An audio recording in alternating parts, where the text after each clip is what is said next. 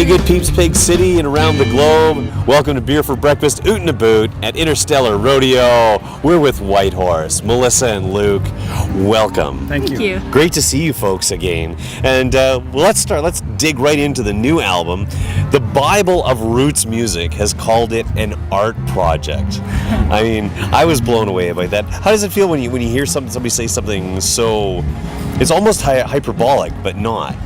That's quite the accolade from somebody. I like that. I hadn't heard that, but I think there's a certain kind of freedom that comes along with making an EP, because it's not a full-length record. It's not, you can kind of be a little more experimental and take more risks. So I think we were kind of unconsciously feeling that, and so I don't know, we had a little bit more fun in the studio, just kind of playing with sounds and seeing where it went.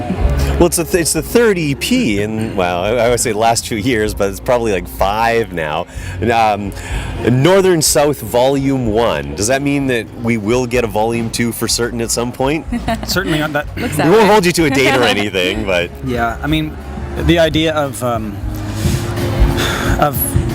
building these little projects, and I use terms like little, like diminutive. It's an EP. It's just this, and it's just that. And we tend to think of them that way because it gives us it does sort of give us the freedom to explore a bit more. And so yeah, I would assume there'll be volumes 2 and 3 or 8 or 12. I don't know. I guess it depends on what inspires us. I mean, this record wasn't initially intended to be exclusively the blues catalog. That wasn't really the point when we decided when we thought we would make an EP at this time.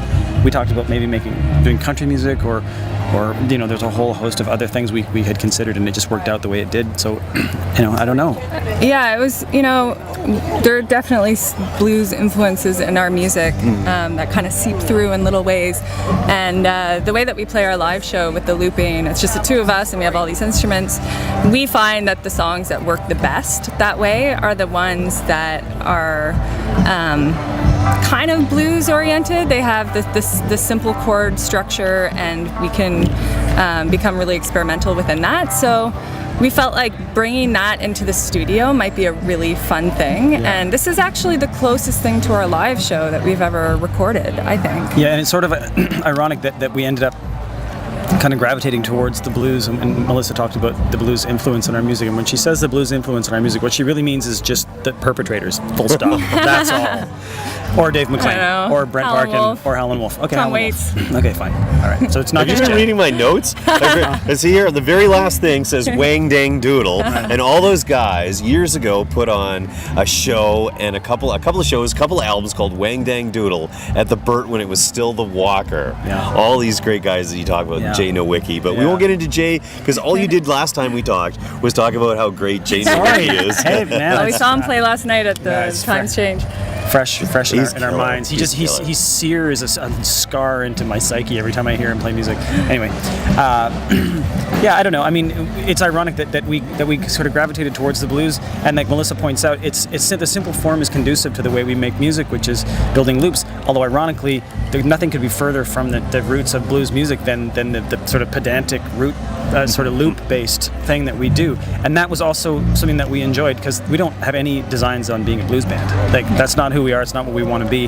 But fusing those two disparate elements together, the sort of the loops and almost the sort of hip-hop inspired production that we use live with blues is a dangerous move, because blues and pop music have been terrible bedmates. You know, in the 80s, there's a whole litany of horrible artists that thought they could fuse the two together, and it was a travesty. So we may have committed a horrible sin too. The future remains to be seen what the legacy is of that record. When you talk about Wang Dang Doodle, when we were looking at that song, I mean, it's such a fantastic song, and we were listening to the Howlin' Wolf version. At first, you're like, I don't know if we can pull this off. Like, it's kind of perfect the way it is. And then I stumbled across a live PJ Harvey version of the song. And, that's the cool thing about the blues, is that you can extract all these different things out of it, and there's something like sexy and mean buried underneath there, and it's a very playful song, but she kind of pulled out this like kind of sexy, mean punk rock edge, and we were like, okay, we can find our own version of this, and we did a totally different version from either of those two, but that's the fun thing of doing covers. I love how you say sexy and mean in the blues, and PJ Harvey, she's one of our favorites right from the beginning, and and yeah, sexy and mean. And it's funny how you talk about this journey into the blues. And we wanted to ask you about the journey because it seemed like a logical progression of or so it seems from the outside. You guys like to talk about yourselves through the music of others and who you like and what elements and all that. We talked about Jay Nowicki, and then you did the Road to Massey Hall,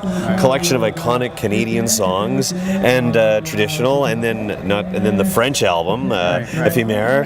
Yep. And now this one, it seemed like it had been planned a long time ago, or not really. I mean, and it's an interesting. Where do these journeys come from? Well, it is a pretty organic journey. I mean, because we're together, because we live together, because we're married, because we have kids, we breathe the same air, we're in the same environment a lot. So we tend to share a brain a lot. Like we're actually in the studio recording yet another new album at the moment, and it's almost like we've both written the same song 6 times. I wrote it and she wrote it, then we picked another one, we each wrote it, because there's stories that are consistent. And it's an interesting thing, byproduct of sharing our lives together the way we do. So we both kind of arrived at the same place, going, yeah, this feels like a good thing. But I grew up with it. I mean, I grew up here in Winnipeg, and I grew up watching Brent Parkin and Dave McLean and the Blues Puppies back in the day, and playing music with those guys. And so, there's a bit of a return to the so-called cradle for me, a little bit that way. Not that I had any ambitions ever to. I never thought I'd go back, because it's but one small piece of what I like about music. But yeah, I don't know. I have an emotional connection to it, and it always sort of feels like a Winnipeg thing to me too, just because of my background. And let's ask you, when you got so many great songs now that people are asking, are they going to play this? Are they going to play that?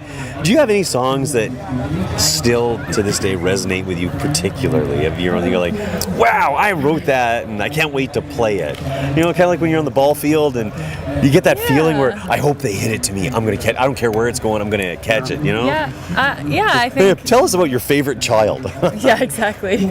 I definitely go through that, and lately I've been really enjoying Sweet Disaster, which we're not playing tonight, but it keeps it precious. Well, there's something topical about it right now. I think with everything that's come up in the news and all these tragedies and all this scary stuff happening in the world, that song isn't necessarily about that, but it is the song is like one big existential crisis wrapped up in a love song. There are a lot of conflicting things happening there, and for some reason when I sing it these days, it feels kind of raw, so it's an enjoyable one to sing. It's cathartic, I guess. Oh, and that's why it is very relatable to all the fans. Luke and Melissa, Whitehorse, thanks for joining us today. Thank you. This has been Beer for Breakfast, out and about at Interstellar Rodeo with Whitehorse. Until we meet again, be good, have fun, stay motivated.